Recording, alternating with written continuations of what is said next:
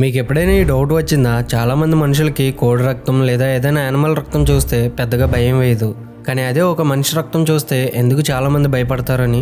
దీనికి మెయిన్గా ఒక రీజన్ ఉంది. మిలియన్స్ ఆఫ్ ఇయర్స్ నుండి మన బ్రెయిన్ ఒక డేంజరస్ సిగ్నల్ని రిమెంబర్ చేసుకుంది. హ్యూమన్ బ్లడ్ అంటే ఇంజరీ, డెత్, డేంజర్ అని బ్రెయిన్ ఇన్స్టెంట్గా ఐడెంటిఫై చేస్తుంది. అప్పుడే బాడీ ఎమర్జెన్సీ మోడ్లోకి వెళ్తుంది, హార్ట్ బీట్ పెరుగుతుంది, అడ్రినలైన్ రిలీజ్ అవుతుంది, కొంతమందికి డిజీనెస్ కూడా వస్తుంది. కానీ యానిమల్ బ్లడ్ చూస్తే మన బ్రెయిన్ నార్మల్ థింగ్లా యాక్సెప్ట్ చేసింది.